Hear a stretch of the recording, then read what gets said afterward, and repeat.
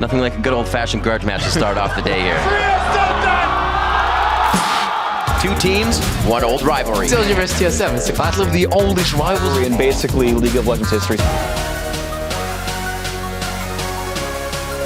They just have TSM's number. God, I hate losing to CLG. What makes them so easy for you guys? They're just free SM, you know? The left TSM is naked. It's taking so much damage. The end goes in. He finds Wild Turtle. Wild Turtle goes down. Double kill. Should look good for the end. Counter Logic Gaming in 60 minutes. The minions backdoor the base. What brings out the rivalry is the people around it. Hotshot and Reginald, like they've been bashing heads since forever. I made TSM as the sole purpose of beating CLG, and you know what? It worked. Keep it simple, keep it clean. Whenever we play them, it's free. Free LG. When people say free LG, I don't give a shit. To go to bed tonight thinking I lost to TSM, I don't want that to happen. Hotshot hasn't been sleeping for the last 3 years, so he's used to it. It's time for CLG's golden age. So what did you say?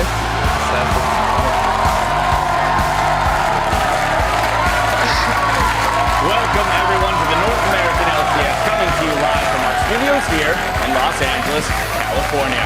Pumped up crowd today. We've got a sweet lineup of games coming your way, and of course we had a few cosplayers waiting looking to cheer on their favorite teams. And if you wondered what Retired Jungle is doing game day, well, it looks like they tailgate. Yeah, Crumb's there having a good time enjoying himself. And then of course we've got fans waiting for today's big rivalry match, showing their colors. It promises to be an exciting day. Hello, I'm James Dash Patterson, and to kick off our day, we've got Sam, Kobe, Hartman, Kensler, and two very special guests, owners of Counter Logic Gaming, Hotshot GG, and Team Solo Mid, Reginald. Welcome to the desk, guys. Thank you for having us. Yeah, thank you. All right, well, take a screenshot now because one of these guys is destined to have a new color of hair in the near future.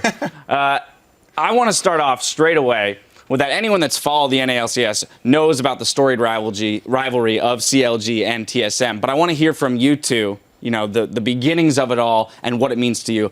Hotshot, we'll start with you.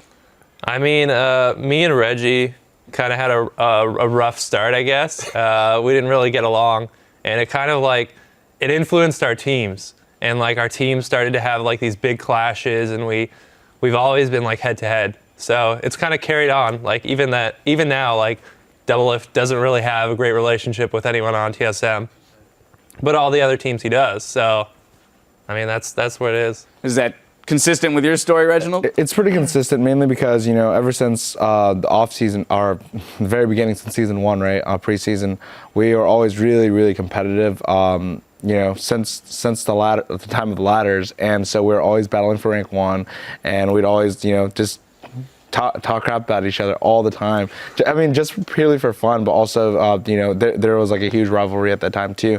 And I even played on CLG at one point, and then, you know, I quit CLG and made a team just to beat them. And so, I mean, a big part of TSM was about, you know, making a team to beat CLG. And so the rivalry is huge. Now, there's been no shortage of hype around this match, clearly, going into today. But there was a tweet from WFX that came out earlier, and it says, you know, I wish there was more pressure on today's game. Nobody's talking about it. Clearly sarcastic there, but as owners, how do you guys approach helping your teams cope with the amount of pressure and hype that goes into a regular season match like this? I mean, for my perspective at least, I don't want to put any pressure, because we've only lost one game, and that's with a sub. So technically our roster hasn't even lost yet. So why would I change anything? Why would I influence them in any way? So I'm just like letting them. Well, technically your roster back. has lost, or your team has lost. Well, my team has lost, but not with our full roster. So I like it, Reggie. In terms of this match, it was a little different on mine. I'm like, guys, we better not lose this match. I do not want pink hair. And a big part of this, it wasn't because I wasn't confident to bet Hotshot at the very start, but I just absolutely didn't want to bet him because I didn't even want to have like a 1% chance of having pink hair. You know, so you know, having this bet he's huge, right? Because it's kind of embarrassing, to be quite honest. You know, walk around with pink hair. But, you know, I talked to my team last night. I'm like, hey, win or lose, it doesn't really matter. Just treat it as a normal match. My tone was a lot different a week ago, of course. So, you know, I think that we're going to come in strong. I think that sorry, George, but we're likely going to win, just like every other time. So Don't be sorry. Don't be sorry about that. I'm sorry because as much as like things are trying to be hyped up, like I think that we're going to win. So I think it's going to be a tough match overall, mainly because CLG is looking a lot stronger this season, of course. But we're looking sharp, and I think that with all the changes we've made, I think that we're going to take the game pretty easily. Yeah, that is something I want to touch on, though, actually, Hotshot, because CLG, pretty much every year, you've come in with a new roster and a lot of potential. Now, everyone's shouting golden age nowadays, but I want to ask you personally, because last year, after your CLG failed to qualify for Worlds, you tweeted out this dramatic tweet.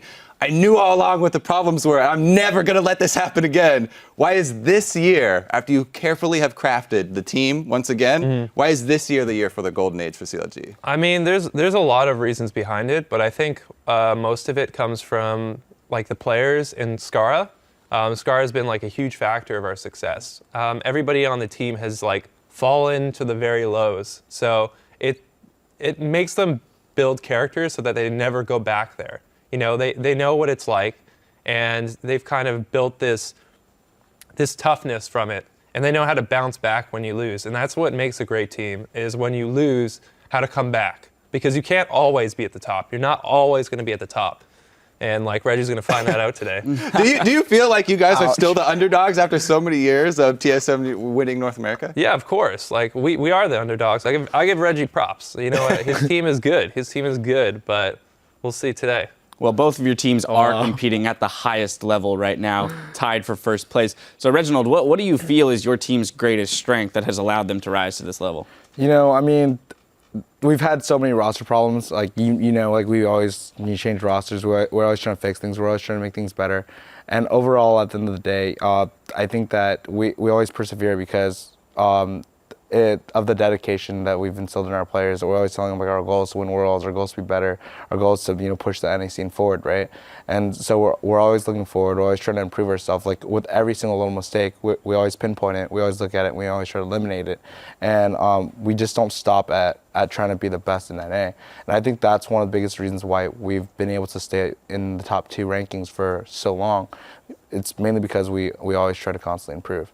And just like George is right. Like his team is a lot stronger this year, and a big reason is that they had really big lows last year. And you can see in their roster that they're playing a lot better. Link's playing a lot better, and they picked up Zion. He's a strong player too.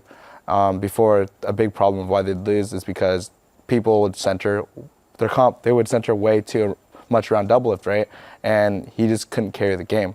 So obviously it's going to be the same today too, but it's going to be closer, of course. Well, I do like the extra pressure that you guys put on the game with the bet as well, though.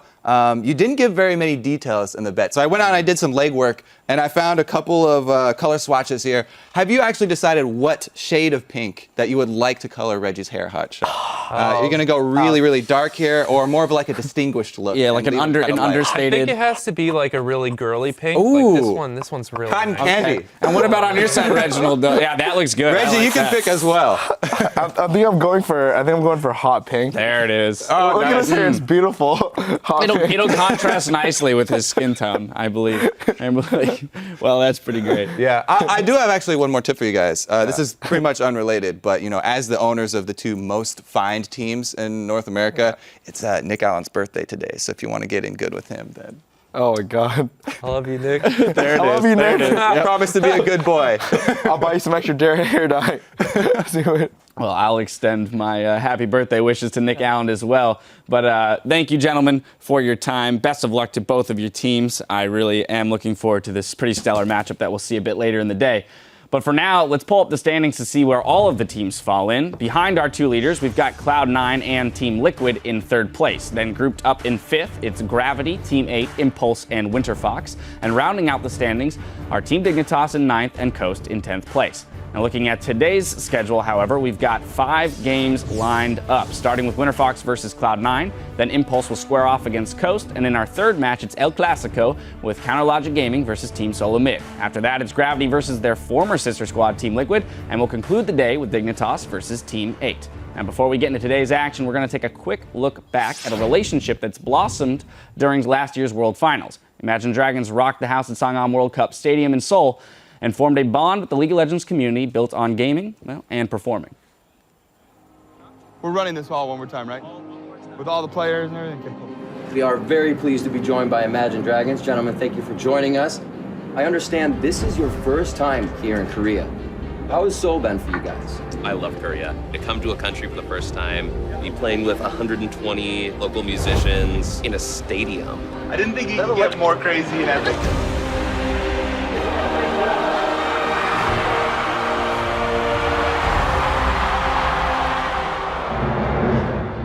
I'm Sebastian, and I'm one of the composers at Riot Games. So the opening world ceremony, so it started with working with Imagine Dragons on the Warriors piece. We met Christian, who is over the music and League of Legends. We sent them stuff, they would send stuff back to us.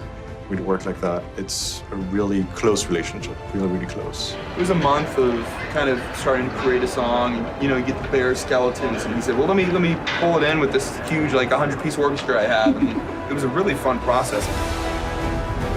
We have been late on stage in front of 20,000 plus people in the arena, literally just due to the fact that we were playing a League of Legends game.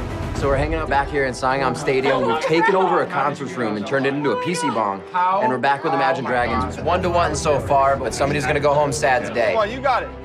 We're good, we're good. We're good.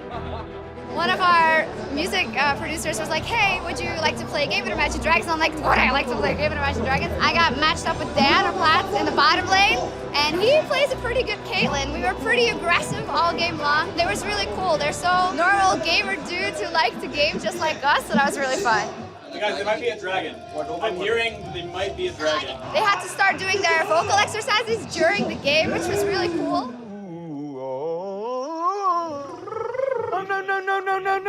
No. These guys are literally getting as much time in on League before they have to go get themselves ready for the show tomorrow. It's going to be huge. There's all these people that have to take the stage during like a 15-minute span. We have all the traditional drummers that are here, plus Imagine Dragons, plus players, plus a flag bearer for the players, plus the announcer guy from Korea, OGN. Please welcome Imagine Dragons!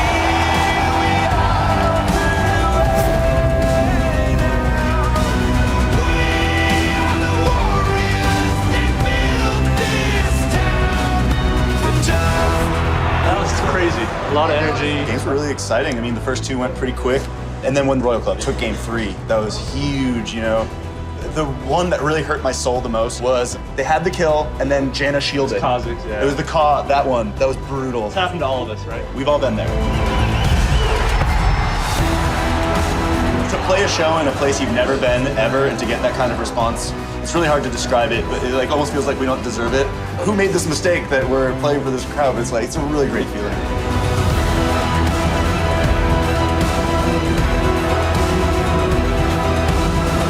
Love you, thank you for having us.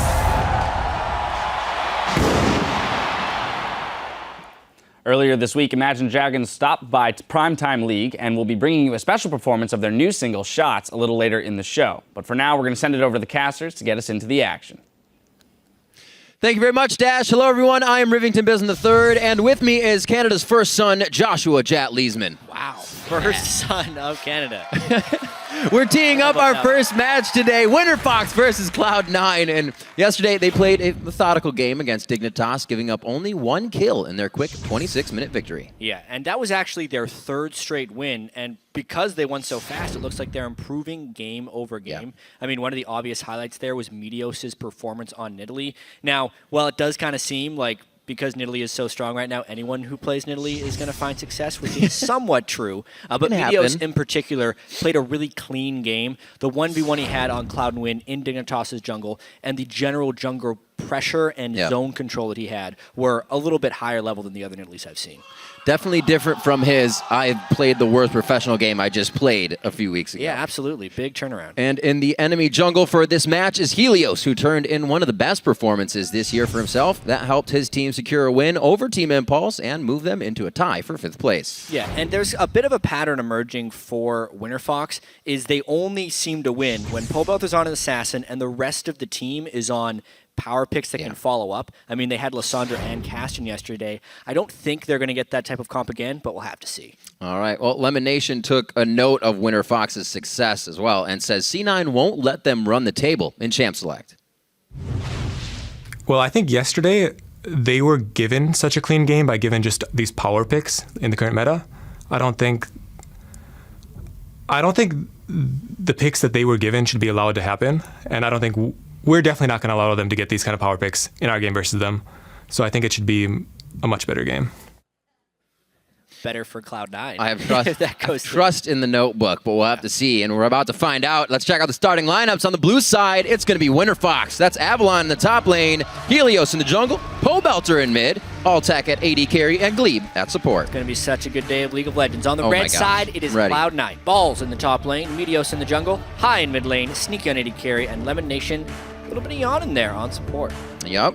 So coming into this game, we've seen both, we've talked that Pobelter needs to go hard, and we've seen High talk that he actually needs to play a little bit safer. So something to actually watch in this game is if he actually can stay safe from Pobelter if he gets an aggressive mid laner. And that's one of the dangerous matchups here that Cloud9 has to watch out for, is whether or not Winterfox is going to send the house at mid lane just to try and A, get High behind, and B, get Pobelter ahead. If there was a matchup that would swing this game, it's absolutely the way High does against Pobelter.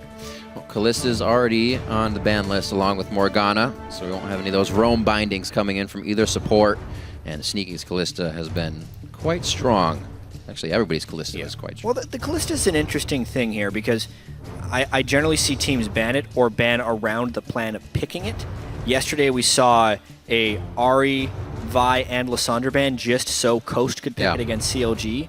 And it had a relatively successful game, but here, Winterfox, they need their bans for other stuff. So they're going to throw one ban at Kallista since they don't want to first pick it, since Cloud9 could then pick the counters against it, and then Nidalee is obviously for Meteos. Well, the support's coming in for Cloud9 to be banned. So they're actually focusing some initiation here and pick potential, I should say, that Winterfox would be putting into their composition. Rumble gets taken out for balls in the top lane. A good ban to get a comfort pick out of there, as well as control for the mid game where Cloud9 has been coming up big. And the final ban is Gnar for Avalon here. Well, Lysandra open. This is interesting. Based on how we saw Winterfox win, it was with Lysandra and Kassadin. And Cloud9 saying that they're not going to give them those champions again. It means Cloud9 must pick Kassadin. Yeah. Which they do. Okay. I was going to say, good point. They're giving away the high tier picks they said should not go away. So they rebuttal a bit. They keep it blue. Maokai and Cass getting locked in. We have seen a lot of Graves. Also have seen some Ezreals come around in double AD compositions that float around. So we'll have to see here what Winterfox decides to do. They're actually not told a whole lot with what they see here in Cloud9. Yeah.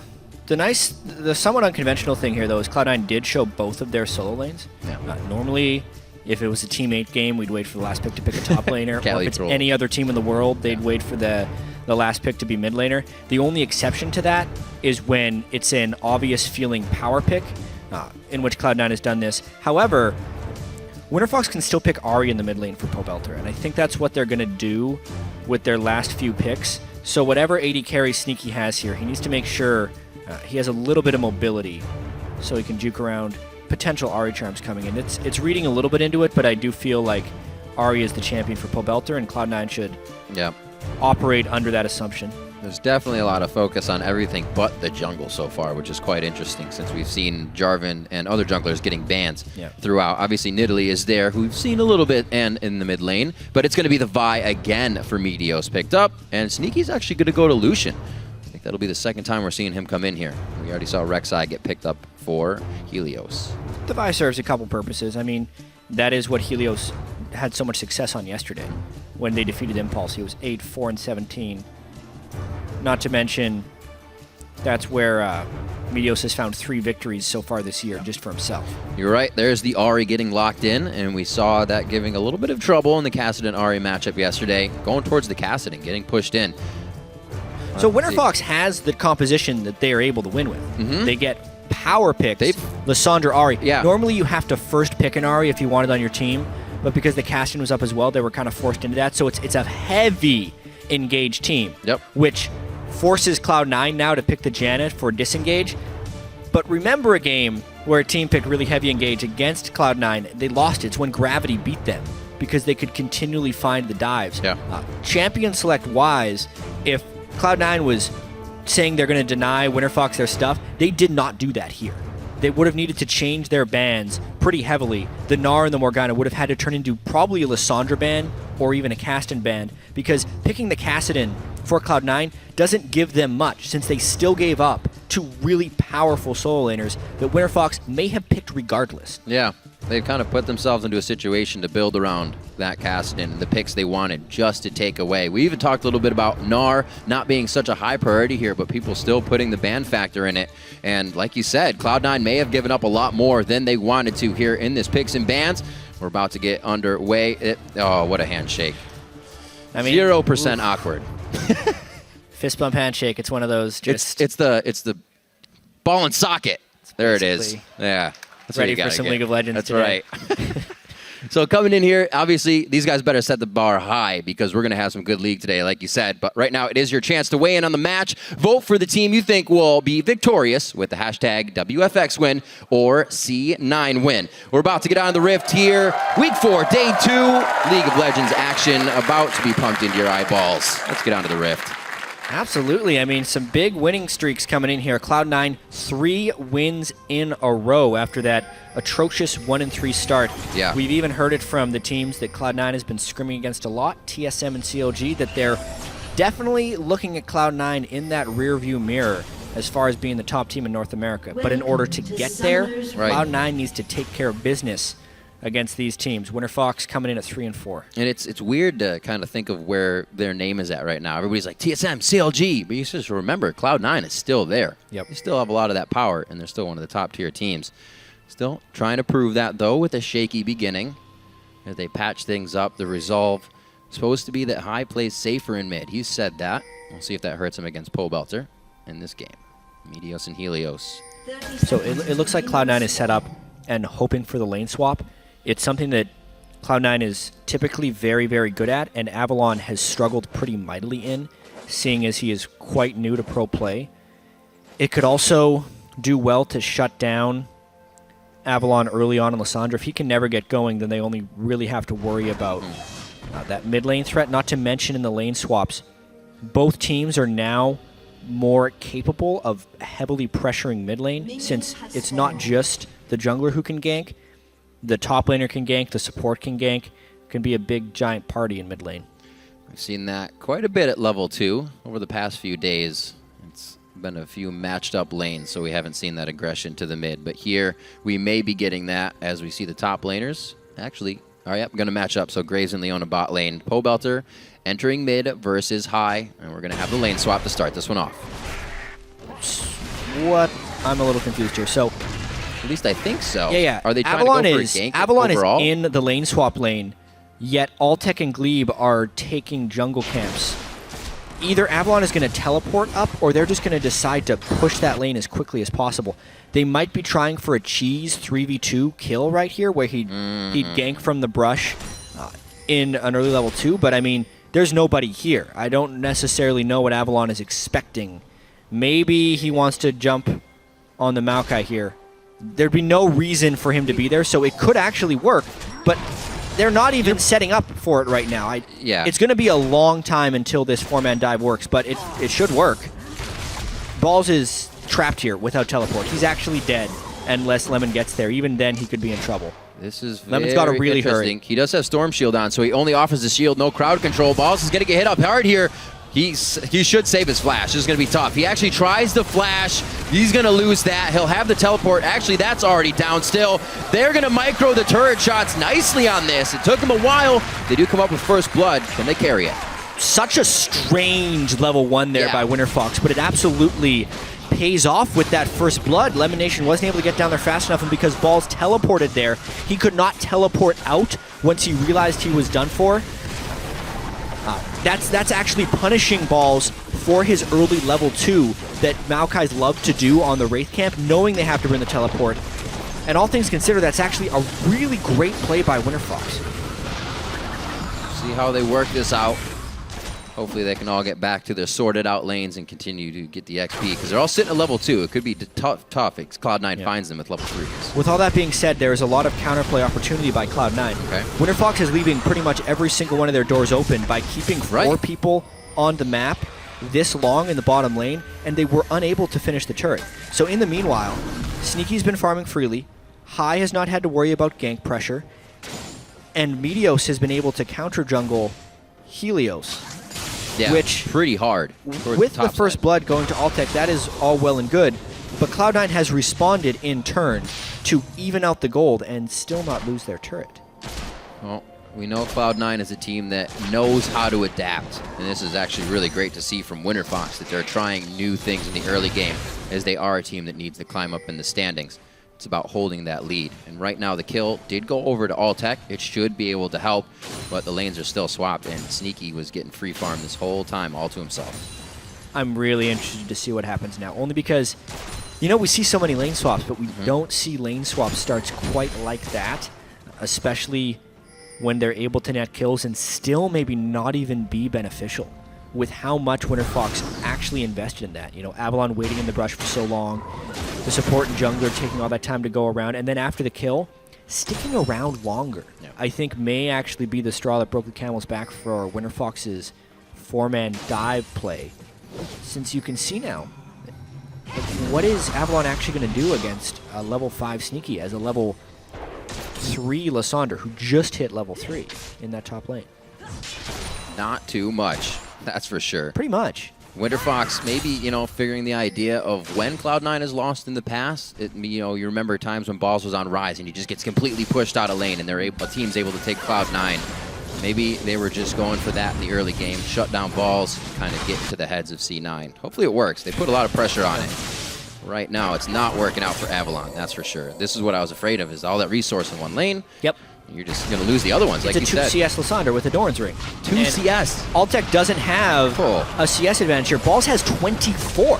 Like, the kill was good. Yeah. The sticking around was not good by Winterfox. So they outsmarted themselves there. They had the first gank that worked wonders and continued on a path that then turned out to be flawed.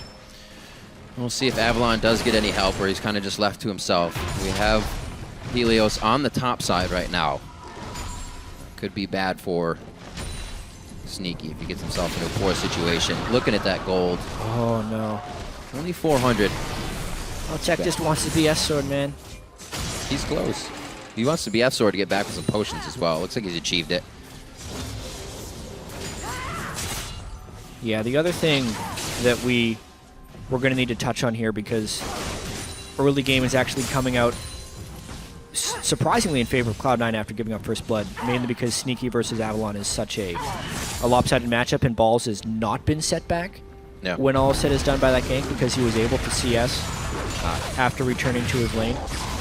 But it's more about the way the team fights will play out, because now, if everything was in an even farm environment, the Avalon plus Pobelter could put probably enough pressure onto Sneaky to be able to kill him.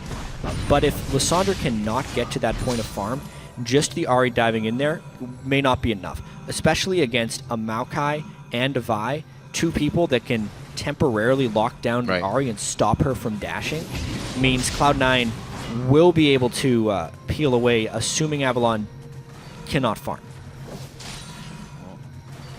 They did leave that Ahri up. Seems like they had a reason for it, that they could lock it down. So not afraid to play against Pobelter's Ahri. But it is good for Winterfox that he is back on an Assassin. Saying previously, those Lulus and the likes are not giving Winterfox what they need out of the mid lane. 60-40 on the vote. We touched on it in the pregame, but High is really holding on well against Ahri here. The lane is even. As the Kassadin versus Ahri matchup, it's supposed to be a somewhat even matchup. Kassadin is actually good against a lot of casters, but Ahri should probably win this one, and if not win, be able to shove Kassadin in and roam. But Pobelter has been able to do neither of those things. So therefore, I would consider this a win for Cloud9 actually in mid lane. High is definitely playing stronger, and he's currently lowest at average CS at 10 of any of the mid laners. So going toe-to-toe here with Pobelter, just 2 minutes off, or a minute and a half.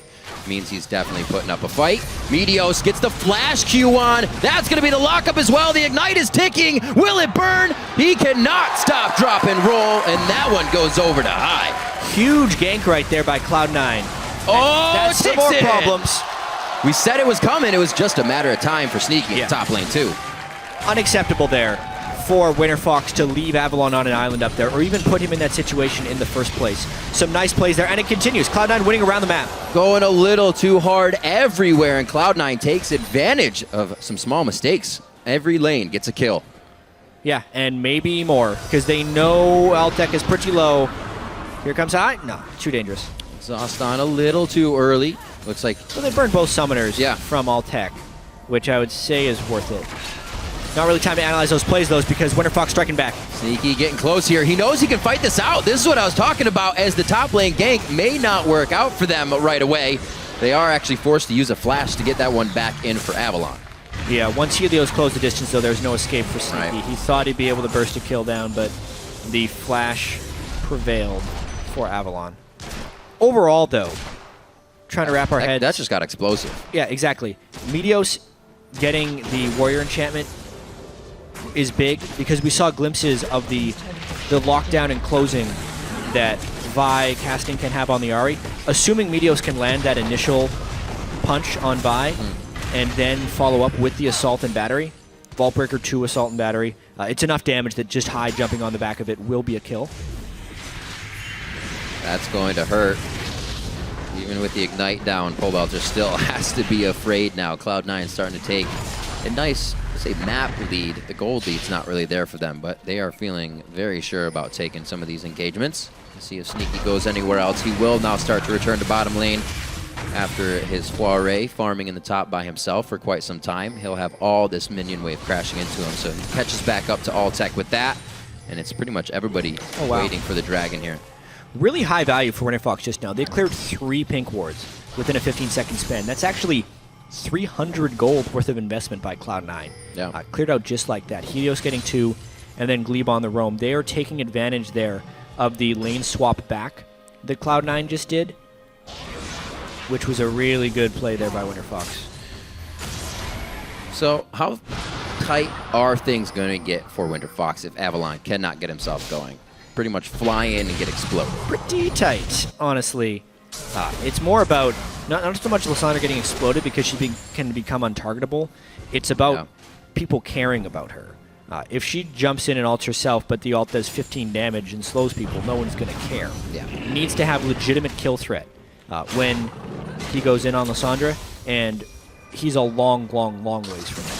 Well, there is a bit of focus to get Avalon still going. Some brotherly love here from Helios. Again to the top lane. I don't know if they're going to be able to have the damage for balls. Maybe now that Pobelter is coming up. But a ward here already placed in is going to ping them out.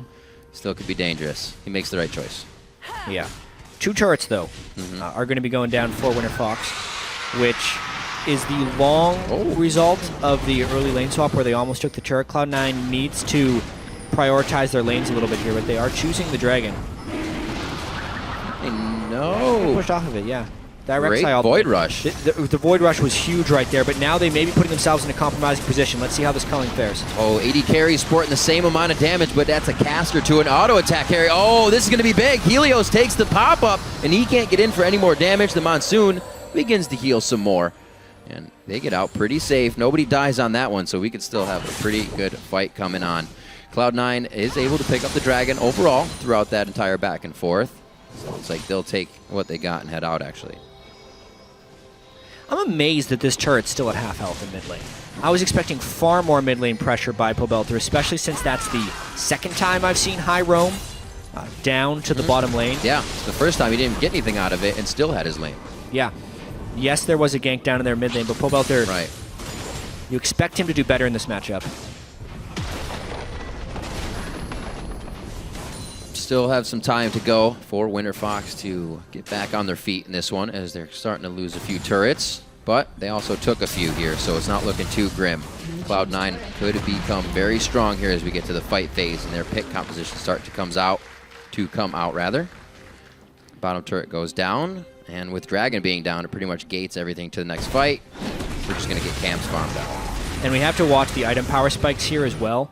Cloud9 has gone with the double Rod of Ages, which is expected on the Maokai and the Caston, but those will be charging up for the next 10 minutes. They both pretty much just completed them. Not to mention, if we're just thinking about item power spikes, Pobelter just finished his Abyssal Scepter, which is the item for this point in the game for him if he's going to try fighting the Caston and the Maokai. This is the moment, because of those item power spikes, that Winterfox needs to make a play. Or Cloud9 just wants to make it so Pobelter can't make a play. We'll see how this mid lane collapses on the game now with the outer turrets being downed. Well, making plays and having ways to make them safe is what Winterfox is trying to do. Double Sight Stone, bringing that out quite early, especially onto the Rek'Sai. And actually, Avalon went for Lucidity Boots within his build here, so that's what he's trying to just do for himself. Glebe, however, goes in, thinking he can find some aggression, or rather get aggressed on as he finds a pink ward to head out. Cloud9's pink wards are not lasting very long. They're having to invest a lot on it. That's the 4th pink ward kill we've seen on screen. Good movement from Glebe. Yeah. He's been keeping himself mobile around the map. If he can't get the engage, then he's got to be doing other things, and he's definitely keeping stuff on the list to check off. Avalon now to farm more in this top lane. He is just about 50 CS down right now, so he's got some work to do. Balls all by himself, like we said, stacking those Roas. Elimination is just keeping high, safe in the mid lane. Cloud9 should be happy with the way this early game is going. They're actually able to repair a big folly there that Winterfox put onto balls. And now that Cloud9 has finished the turrets in the top and the bottom lane, they should be pushing mid to try and equalize this turret game and get some presence amongst Winterfox's jungle. One thing that is giving them a little bit of grief right now is the fact that Helios has a vast tunnel network within his own jungle, and it's making the ganks somewhat dangerous for Meteos since they can be counter-ganked by the Rek'Sai. Always says I'm expecting a collapse on the mid lane and maybe a big mid lane fight. Only if it's sure. Yep. But with a Rek'Sai ult, you're never sure. We even saw that at the last Dragon. A bit of pressure, actually, from Winterfox towards that Dragon area to make sure they still have vision. And it really is keeping Cloud9 from kind of huddling up here in the mid lane. They don't want to do anything that balls up at this point, it seems. You can see Cloud9 now starting to get some jungle invading because of the mid lane presence they have. Maybe even the blue buff steal. They're hoping for a fight. They do have teleport onto the Maokai. And it's very important that Cleave's taken out that ward, actually, because that would have been the Maokai teleport spot if Winterfox had to initiate. Winterfox is making sure that anytime they move up, they can't be teleported in from behind. Very nice to deny Pobelter the blue buff as well. If they can keep doing that, he's going to have a very hard time at continuously getting these wave cleared with the rest of the team, especially if Avalon's all by himself in the top lane farming. They have, however, get a good aggression back into the mid lane. Looks like Cloud9 just wanted to blue. Small advantages at a time, not trying to take too much. 1:30 on to Dragon. Looks like we'll have summoners across the board for that fight, so it'll be a good one. Yeah, it has been a while since we've seen that fight, but this game is mostly about control here. I mean, Cloud9's game yesterday when they looked so good against Dignitas was a very low kill score for a while, with Cloud9 growing their advantage ever slowly. But against Winterfox here, their advantage is not necessarily growing that fast, but it's still by a little bit. They're mainly going to posture around this next dragon and hope to have control there. They have to do it soon, though. A lot of focus here by Avalon and Helios in the top lane. Obviously, Void rushes up, so he can make it back down to Dragon. That's a plus for him. Cloud9 is going to head out of the base. Ready and raring to go. Just a few stacks, trying to check out the Rod of Ages right now. It looks like they're almost halfway done. And Merc Treads really across the board for the tanks on this one. Balls and Meteos focusing those to keep up in the fights. Yeah, I think High needs to be going back to base, though. He's sitting on 1,500 gold and we're 30 seconds from the Dragon, plus he's on completely the wrong side of the map. That's a huge amount of poke Sneaky could get on to Helios, though, almost forcing him to recall before Dragon. Not mistakes you want to be making. Should be able to get a little bit of health off of his bar once he goes into Burrow. We have Avalon backing. He can teleport up to this Dragon, and you can see that's what Cloud9's eyes are on as they start to rotate towards the bottom of the map. A huge fight can still come from Winterfox here, and we've seen that's why Cloud9's playing pretty respective in their pushes, in their warding. Yeah, this is potentially dangerous for Cloud9. They still want to take the fight because they have the positioning, but High is sitting on 1,800 gold. That negates the advantage that Cloud9 actually has in this game, the fact that he has all that unspent gold in his pocket. It's going to be a positional battle, though. Let's see if anyone can get him engaged. They posture for mid and try to dictate the fight. Glebe on elimination. Maybe trying to get the Monsoon out before the rest of the team gets there. They're on to Pobelter immediately, but Meteos is forced to get out of the fight.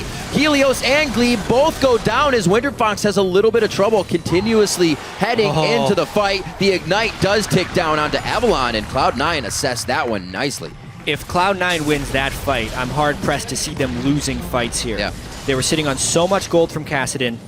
They were able to tick out Winterfox by the end of it. It wasn't even I'll have to watch it again to see how clean of an initiation it was by Winterfox, but the Rod of Ages were also not fully stacked up, so everything is pointing towards Cloud9 just getting stronger here. And they get the second dragon. Second dragon, nice and easy after that fight. Kills actually going across the board as well, so everybody's getting a little bit. And Glebe goes right for elimination to start. Yeah, I think he was hoping to stop the Janna ultimate and burst him down, but they weren't able to combo enough CC, and he gets out a somewhat full heal. Really strange target prioritization by Winterfox there. They did Lissandra ult on the Janna, who'd already spent the ultimate as well. So maybe I misspoke a little bit by Winterfox could not win a team fight. They played that team fight really poorly. Right. Targets selection-wise. But it does kind of underscore the fact that Avalon is really far behind.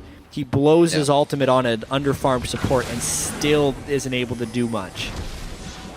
It's who he's doing the most damage to. No, I wish that were true. He's doing what he can. Yeah, I wish that were true. Right. But it's actually the 80 carry he should be hitting with that. That's why you bring Lissandra. Does actually have that the little bit of magic resistance. But I don't know if they can even get into these types of engagements. There's a twisted advance. Fence from Maelstrom on. They're actually going for Glebe, one of the tankier champions right now on Leona, and they're able to take him down to about 20% HP. Things aren't looking good, and Cloud9, it looks like they're now not afraid to put on a little more pressure as they enter into the side of Winterfox. 20 minutes in here, and Cloud9 starts to dictate a few. We saw that mid push to take the turret as well just after the dragon, so they're getting what they want here in the mid game.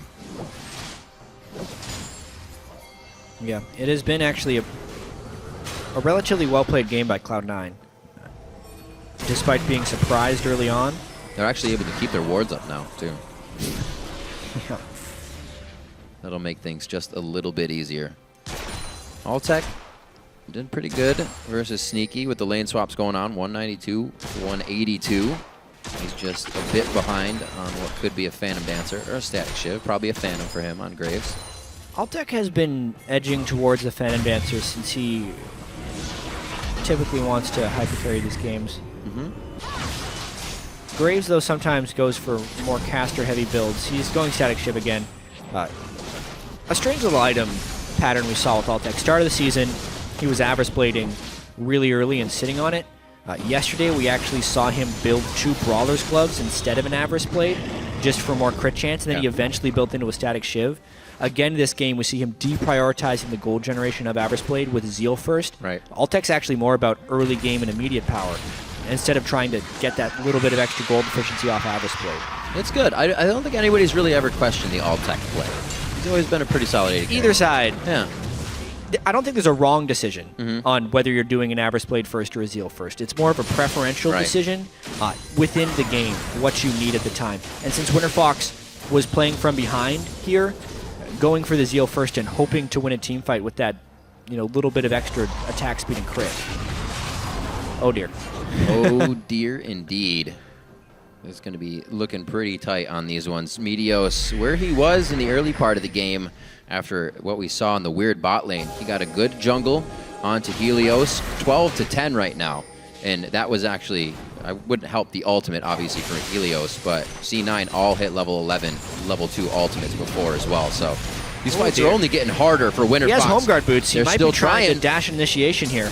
Oh, it's such a read, though. The team was already pushing them out. Avalon throws it. It's actually going to be the flash coming in, I believe, as well. That will be Avalon going down as the team cannot approach the fight as fast as he could. High will go down, however, but that's a lot of focus, and the back line was dealing some good damage. That was the assault and battery going in, but he gets taken down halfway through the ride. Glebe goes in with the stun. That's the kill from Pobelter. They turn this one around in the blink of an eye. Lemon Nation could get hit up with the Foxfire. He will not hit with the Orb of the Deception. And Lemon Nation's forced to flash out, and what looked like a very telegraphed fight, Winterfox was actually able to pull off. What not to do, Overaggression 101, displayed by both teams in that last fight. Like, the initiation with home guard boots was traveling way too far. Right. It was telegraphed, and we expected Cloud9 to turn around, which they did in a 2-for-1 fight, but then they overstayed again. I mean, watch this. Avalon, everybody knew what was happening here, and he burns his ultimate with no Zhonya's, so he's dead, right? Yeah. There's nothing he can do there. And they're like, okay, great, we kill him, we can kill one other dude, time to back away. They trade 2-for-1 after this high kill. I feel like Meteos didn't realize how low he was. He's one hit from death. He's not able to lock down Pobelter, and then right here was a really nice outplay by Glebe, flashing the stun into a charm. That was the moment in the fight where Winterfox did outplay Cloud9, but 2 mistakes before that, 1 by each side. Definitely seeing a lot of individual play in these team fights right now. Hopefully they can start to sew it together and really get the fights to go their way without losing the majority of their team on both sides at this point. 30 minutes, or rather 30 seconds on the Dragon, as we're at 25 minutes into the game, and it looks like Cloud9 has actually gotten themselves quite quick back to where they need to be. High was just kidding. Just kidding. That fight resolved with Pobelter picking up the kills, as well as Altec, makes this game really interesting now. Winterfox, while they are still behind, could very well win this game. If Pobelter gets the right stuff off on Ari now, with his desk cap completed, You kind of shoveled dirt on everything you just did. Trying to shut down Pobelter. He just got all the kills he needs right back in the game. But now it's up to Winterfox to be able to carry that. The young team, if they can continue to go forth with this advantage. Just 1,000 gold down now, about 2,000 gold. They're able to pick up a little more if they can get to these next turrets, start denying more resources of Cloud9. But they're still afraid of the fight. They know that that fight happened because they were able to make a play. It's not going to happen just because they fight again. Well, maybe it will. The play! He tries to make it! Oh, they do it! Will they take down balls as well? They do know they need to make another play, and the play is made. It's because they caught Lemon Nation. The thing that they didn't do in the mid-game team fight and looked so bad doing because they couldn't lock him down. This time they got the charm onto Lemon Nation and instantly blow him up. Plus they get the Dragon after this, which is not to be understated. The attack boost they get from that 26 minutes in is really, really valuable. What a turnaround. Boy. Charm. I mean, Pobelter made a play. Avalon was there as the distraction. He's like the fullback running in first. Pobelter goes in, scores a touchdown, lands the charm on Elimination. Dang. That was good. I like it. That's what happened in that fight. It did. Avalon's just free to fly into these and go down now. Pobelter is able to make the plays. He's got his backpack open, and he's squeezing every one of his teammates in now. 8-8 on the scoreboard. It's still the same gold lead throughout that one. Obviously, Dragon not giving you any gold, so you can see Winterfox is trying to climb back in through just soaking up the rest of the map. Good items. 304 for Altec. 253, and he actually went Static Shiv instead of the Phantom Bits. Yep. Fooled us. Got me this time. That seal. Bloodthirster is quite close to be finishing up for Sneaky, though, which would make these fights much harder unless he gets burst out like he did previously. But with Sneaky's positioning, I'm sure it will be a big boon for him once he gets that completed. Oh, all right. Okay. Close one. That was close. Pobelter's got blue, though, which is important. Good. Winterfox really wants Avalon to be able to finish Zhonya's because then he can actually be the distraction that Pobelter needs. I'm also not entirely sold on Lemon Nation's ability to peel on Janna here. Lissandra's untargetable half the time when she's in your team.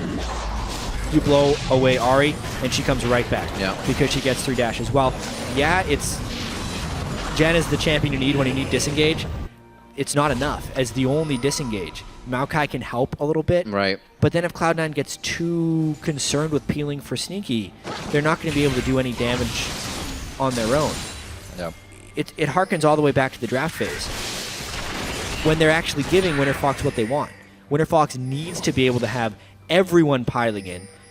We've seen some desynced games from Winterfox when Avalon goes in on Gnar and everyone's like, whoa, man, you're crazy. What are you doing? But here, Ari, no matter how far Avalon goes in, right, Ari and Leona can catch up. Everyone else can dash in with them. As long as it's not home guard. Yeah. Even then, they almost did it. Yeah, even then, they were really close, able to close that gap quite quick. Meteos using Raptor buff now. They're going to get cleared wards here. The buddy system for Cloud9, they don't want to get picked off in any of these fights. And we see the Winterfox is going to kind of dictate a little bit of pressure mid here. This is actually how they found their last fight, just kind of standing in mid. Quick teleport to the ward, which they've actually replaced the same one as well to continue vision if they are or are not in the mid lane. I mean, Winterfox is ready to throw down. Cloud9 almost wants to beat them to the punch. Balls goes in very hard. Actually down to about 10% HP. Nobody else has been able to do any damage. High was in Zanya's. He may go down as well. Avalon throws down the Frozen Tomb. He's going to be safe for now. Glebe gets onto Sneaky again. The Zenith plays, and Winterfox comes up huge with a 3 for 0. Yeah, we saw it right there. Like, Cloud9 is not able to deal with the diving here from Winterfox. I mean, they blew up Pobelter and then just went straight for the 80 carries. Too much mobility, too much closing. It's what won them the game yesterday, and it's doing it again here against Cloud9. Just completely turning on the switch here. They're thinking of Pobelter and Avalon to be it, and then Glebe's always coming in on another side. I mean, Balls jumps into a heavily armored Leona. This is the same fight that Cloud9 won because Winterfox tried to hit their support. But Leona is a much harder thing to kill than a Janna. And did they even kill Glebe at this point? They can't even finish him off before the fight ends. Just an atrocious initiation by Cloud9, enabling Winterfox to focus on the targets that matter and win the fight. What? Banner command. I mean, he's going for the build. You're still it works gonna... when you have Baron buff. Where we're at. Not sold without it. All right. Very interesting. Still wanted the build. They're kind of headstrong on what they want to do this game, and they're not going to turn away from it. So the banner command does still come out for Lemon as he was recipeing towards it throughout the game. Maybe Baron will be in the near future. At least a fight. It'll be for Winterfox, if anything. Zanya's is finished up onto Avalon now. He has the 2 ways of invincibility to be that distraction, and Pobelter is just huge now. The Void Staff finished on top of the Abyssal Scepter and the Rabadons. Yeah, no Zanya's on Pobelter. And that could be critical in these upcoming fights because Cloud9 does have burst damage and CC. They need to use that on the targets that they're able to kill. So if they can get Pobelter, the high or Altec, neither of those guys have many defensive stats right now. And lock one of those 2 carries down, they have a chance in these team fights. But if they continue to get distracted by Avalon with Zanya's and Lysandra alting, or if they're jumping onto Glebe for whatever reason, they will lose this game. They've already lost a few fights because of it. Man, these picks really coming back to bite Cloud9. In the bottom lane, Winterfox with the Baron buff continues to push on to now the first inhibitor turret, 31 minutes in. And it looks like they're going to have all the damage they need. Usually you'll see a team kind of want to rebuttal there, but Cloud9 knows they have to stay at bay. Cloud9 has incredibly limited wave clear. They only have Sneaky, and he would basically have to burn his culling just to get that down. Cast and Maokai do not do well when behind. Well, Winterfox just pretty much waltz in, serve Cloud9 some tea, and take the inhibitor. Make their way out, and that was easy peasy. Bloodthirster is now finished onto Altec, actually, as they were going into that, so he can even stay longer for these fights and provide more damage. Everything really playing in favor of Winterfox now as we've gotten past the mid-game. Some places, or a place we've seen them falter, here make some big plays. What is going on in the world of Cloud9? Every time we feel like they're going to bounce back to be a top team in North America, they make some mistakes in these games. And then Winterfox as well, you know, sometimes just roll a D20 and play amazingly. They seem like the most inconsistent team. They looked so bad against Team 8 last week, and then both their matches here against they could go 2-0 this week. And Cloud9, when they have these team comps that can just dive straight in, it's something they do quite well. Oh, there's the elixir onto Pobelter. He's feeling saucy. Throws a little bit more damage on. More auto attack damage to turrets as well. That true hit. Feeling good. Feeling like they have actually quite a bit of money. Actually, Pobelter himself, 2,000 gold ahead of High just in the mid lane. So they're really pushing the advantage as well here. Now to the top lane, and they're just going ring around the rosy as they have Baron accordingly. Textbook turret takedowns. It's easy to say, right?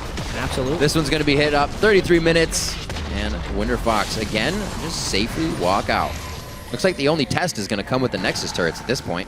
Perhaps. They did lose the Baron buff, so the ability to take this next turret's really difficult. If they dive, and then Cloud9 allows the turret to hit the diver and then focuses on the squishy targets, it's a fight they can win. Winterfox getting a lot of free hits on the turret, though. Good poke, though. That should potentially hold up Winterfox. Really great. I love the Bloodthirster for that effect, is you can just get in there when it's charged, more shots on the turret, and it's really easy to take down. So Altec using that a little bit. He doesn't have any minions this time, though, so he's staying a little farther back. High trying to clear. This is where we see the wave clear. Not so fantastic for Cloud9. And the turret will consistently take shots. It's only a matter of time. Rinse and repeat here for Winterfox. Yeah, I'm wondering how patient they're willing to be here. Cloud9? They are Winterfox, actually. Okay. Because they are, without Baron, not able to get many hits in. But you can kind of see how hard it is for Cloud9 to actually clear the minions. Yeah. Whether they're going to just kind of stall this out for the next Baron, or if they just want to go really hard for dive as soon as they see an opportunity. I'm hedging towards the more passive style of play right here, because Baron is in 2 minutes, and they've shown how easy it is to push with Baron buff. I think Winterfox will wait this one out. We've seen a lot of teams actually take their time once they get to the inhibitor turrets. Big lead or not, 10,000 gold, 7,000 gold. It slows down. They want to make sure they get this one right. The way they're sticking around makes me think at any moment Winterfox wants to fight. Oh, High puts himself in a sticky situation. He actually cues the minion on that, missing a bit of damage. Solar Flare locks down both balls in Meteos. High to the back line. Pobelter now is actually very low. Does he decide to go in? But he retreats, still getting the kill onto High. That's a bit of burst damage they lose on the fight, and mobility that could really cause chaos. That's going to be 2 more down. Altec starts to pick up the kills, and the rest of Cloud9 is forced to turn away. And there's an open inhibitor right now. That fight was initiated by Cloud9 because they thought they could lock down Pobelter, but the lead was a little bit too big. Glebe used multiple active shields on Pobelter to keep him alive, and because of the down inhibitor and 3 dead, this could be game. Meteos, he goes in with 1 Vault Breaker. It's only going to be for his life, though, valiantly trying to protect the Nexus turrets and his own Nexus, but it's not going to be enough. Winterfox come out huge with the early game scramble to take down balls and continue it on to take down Cloud9. Man, look at that. They were down in this game as well. Winterfox coming back. They were 2-4 heading into this week. They win both games against pretty highly touted teams, Impulse and Cloud9. The inconsistency is real with this Winterfox team, but they were consistently diving the enemy this week and doing it well. That early game, it's still kind of going back and forth in my head to what would have happened if they didn't kind of mess up, right? Would it have been a much closer game all the way through? They came back, which impresses me more than, the fact that early gank worked, is that they got through the troubles. Avalon didn't let himself get down and actually became a big factor once he got to his Zanyas. They kept their head in the game. That's pretty much what I'm saying. That's what Lissandra needs to do. You need to get to your cooldown reduction and your Zanyas. You did it. You're Lissandra. But until that point, he's not super effective. Because, honestly, because of the mistakes of Cloud9, and it really felt like Cloud9 fell apart in that game after a few lost team fights. It ended up being a very quick win. There were multiple fights there. Winterfox was the team with the initiation mostly, but the last 2 fights that were big and deciding were Cloud9 deciding to go in. Meaning that Lemon Nation's Janna pretty much useless in that case. They were never actually able to finish the target that they dove in on, which, to Winterfox's credit, they were able to capitalize on those fights. It was definitely not a top team in North America performance there from Cloud9. by any stretch of the imagination. We heard Lemonation say in the beginning those picks won't happen again. Lysandra and Ari in the solo lanes. Yeah. That makes things tough, and that's those picks. I mean, I will argue that Lysandra Ari is better than Lysandra Cassidy as far as power picks go. Yeah. The safety, yeah. Not happy with that Cloud9 draft, but more so the way they ended up playing the game because they had an edge. I mean, when you were running a double Rod of Aegis team with Maokai and Cassidy, and you win a fight when your rods are not stacked, then it continues, and they just picked bad fights or over-aggressed. It's not like the composition lost them the game. They were absolutely in position to win. Cloud9 had a very capable team composition. It's just the way they played. The first few things they did were almost uncontested, right? The Dragon kind of got hit, but Cloud9 grabbed it, ran away, and then Winterfox just sat in mid. The Telegraph Teleport somehow won that fight, right? What was the call in that fight that made them go back in, and then deja vu maybe 5 minutes later, the same fight happens in a 3-for-0? To find that fight in mid lane both times, Cloud9 was like scratching to get back in. Yeah, I mean, heat of the moment, it happens to the best of us. You're on a jungler and you're like, all right, let's go. Oh, wait, I have 0 health. And I decided to go die. But the team was following. I mean, that is one of the strengths of Cloud9 is they typically follow the calls that are made. That's true. But if they're going in on the wrong targets or if they're too low health, it can lead to some disaster. That's right. All right now we're going to send it down to Zyrene to hear from Winterfox's mid laner on their 2-0 week. All right, thank you, Riv. I am Riffside right now with the victorious Pobelter from Winterfox. Now, Pobelter, last time we interviewed you, you said this was a summer split team. Is this team actually growing faster than you had anticipated? Yeah, I mean, to be entirely honest, I didn't really expect to win today, but I don't know. Everyone just played really well, it seems. The early game was a bit rough. I died to a gank. Avalon died, but surprisingly, we won through teamwork instead of just like individual plays. So it was really unexpected, actually. And this is you guys' first 2-0 weekend. What are you going to do now to keep improving and to keep on that path towards getting better? I think we're just going to be doing the same thing we've been doing because it seems to be working pretty well so far. So, we'll just keep scrimming. We have leisure time, so we play when we need to play, but we also work hard when we need to. It seems pretty relaxed there. So what is it exactly that you guys have been doing? If you're just going to keep doing that, is it just scrimming? Is there something special you guys do? I wouldn't say there's anything out of the order or the ordinary. Actually, we took some days off this week off of scrimming because morale was like really low last weekend after we lost a teammate. So I think that actually helped a ton, We ended up performing better this week than last week with less practice. Nice. Sometimes you need that leisure time to just clear your head and just recenter, right? So we have a matchup coming up, the marquee matchup, CLG versus TSM in the mid lane, Link versus Bjergsen. Who do you give the matchup to in that mid lane, and why? Link's been on a really hot streak lately, for sure, but I think Bjergsen still has the edge. Why has Bjergsen got that little edge? I don't know if it's something I can really explain, like he does this thing specifically better. It's just like playing against both of them, playing against Bjergsen feels more challenging. Yeah, it's those... Which isn't to like take any credit away from Link because he's doing really well lately. It's just my opinion. They're both doing really damn well right now. So thank you very much, Pobelter, for your time. We're going to throw it over to Dash at the analyst desk with the guys to break down that game.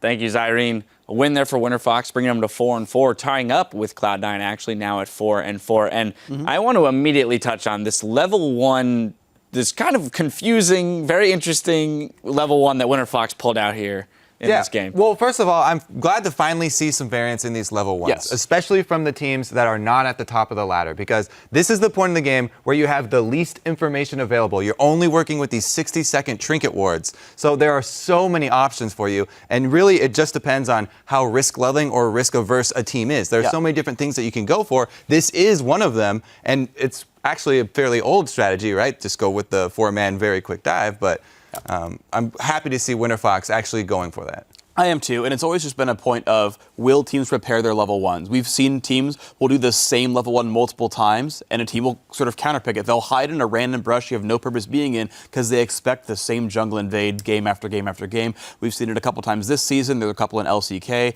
C9 themselves did a heavily researched one in Game 1 against Samsung Blue at the World Championship and won the game because of that. They got 2 kills and snowballed the game. I do want to keep, as you're saying, see these teams research level 1s and predict their opponent's patterns. Well, that begs the question then, are these level 1s gimmicks? Are they a one-time thing? Is this something now that every team checks for? They go in the bot lane, they check that bush and say, okay, we're not going to get dove? Again, it's the preparation that goes into it. All you can get is a better percentage of having success, and it just depends on your preparation, right? Maokai, 80% of the time, he starts at Wraith Camp. We have not seen anybody send multiple people to try and kill a Maokai while he's doing a Wraith Camp or a Scion or something like that. Yeah. This one was good, and I like how they denied their enemies as much information as possible. They only showed the AD carry in the bottom lane. So Cloud9, like I said, they're working with the least information at this point in the game, and everybody pops out. There's not much that Balls could do. Maybe he could have saved his flash till turret aggro was on him, but I like the play from Winterfox. Just turned out they handled the aftermath of it very poorly. Cloud9 once again showing their veteran status and getting a giant experience lead, which really punished Avalon. Yeah, basically these guys stuck around in the lane, right? Top laner gets to go do whatever he wants for a long time, and pretty bad misplays there. So, okay, level 1 ended up being a bit of a wash here. We'll move on to the rest of the game, though. What I thought was really interesting was, so Cloud9, I think they picked in a good composition. The problem to me is they sort of played it wrong as you go farther into the mid game. The big reasons are basically threefold. So number one, they aimed an engage support ban at Glebe. They got rid of Annie, but they gave him Leona, which is going to fulfill the same purpose with one exception in that Janna is actually good against Leona because you can stuff the Zenith Blade in. It's a good laning matchup.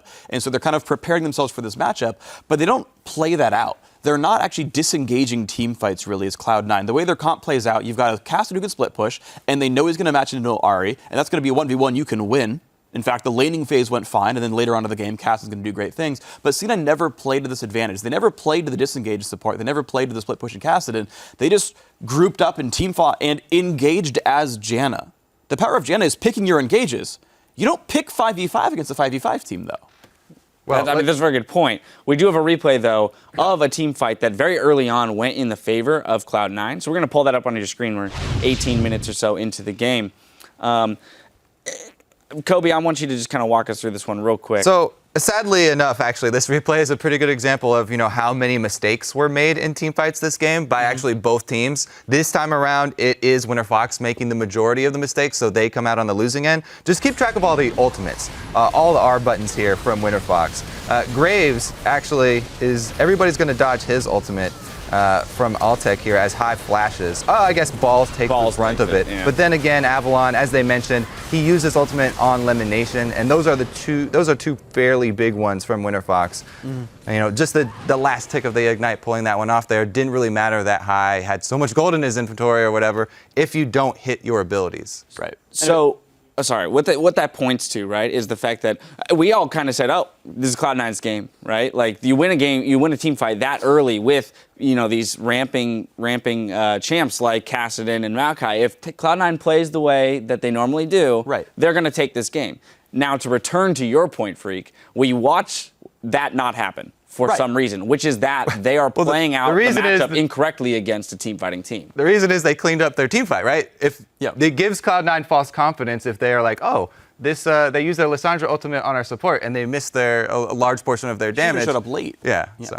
So then Cloud9 gets aggressive. They say, oh, okay, I guess we're winning 5v5s then. It's easier to just team fight than to split push and risk getting caught out by Lissandra engages. So, okay, take the easier way out. Well, it turns out that's actually a lower percentage play because those consistent team fights are actually routinely losing engagements. Right, so we have another replay, which is showing the opposite here. We're going to go about 29 minutes into the game, 3-0 for Winterfox. They get the Baron off of this as well. And at this point, this is team fight 2-3, where it's like, Cloud9, what are you doing? Why are you taking these team fights one after the other? Yeah, the game's fairly close. There's a couple of mechanical misplays that aren't too big, but it's the pure fact that you're choosing to fight a 5v5 against a team with a lot of AoE lockdown. Janna's not great at the actual engaged 5v5. She's good at, again, picking her fights. So roll the clip out. Ball's going to go in and Glebe. They think they're winning this fight, but the problem is all of Winterfox are actually here. So it's a bunch of wasted damage to the support. Ball's actually, despite also being a tank, gets bursted out because there's more damage on that lineup, and it's just, at this point, cleanup. Lemon kind of, this is a half disengage, right? Barely does anything as a Janna, whereas Glebe, tanked 400 damage and, stunned 3 people. Like, wow, what a better team fighting support. Everyone's surprised. Glebe was such a hero this game because we don't actually have that clip, but the one where they turn around, he flashes for the stun, the flash completely changes the entire game. So Glebe definitely deserves his longtime, support position right here while they have Imagine over in Korea. But I also want to point out in that replay, this Kassadin that got ahead really early, wasn't really punished in lane phase and had a lot of money as we keep on going over. He got off almost nothing in that team fight, jumping right into the solar flare, then having to Zhonya's immediately, and it didn't really affect much. And that's just the unfortunate thing here is when you have a champion composition like this, with a Kassadin, with a Janna, you are picking your fights. Like, these aren't big team fighting threats, but they're guys that are going to pick someone off immediately, and that just never got to happen for Cloud9. A bit messy of a game, at least to begin with, but then Winterfox pulling it together, playing out their composition correctly, and getting their win. Now, we've got more NA LCS action coming your way. Up next, it's Team Impulse versus Coast, so don't go anywhere.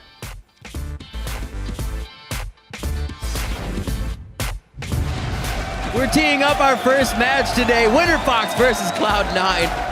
Meteos gets the flash Q on. That's going to be the lockup as well. The Ignite is ticking. Will it burn? Maybe it will. The play. He tries to make it. Oh, they do it. Will they take down balls as well? Lucian. Kassadin.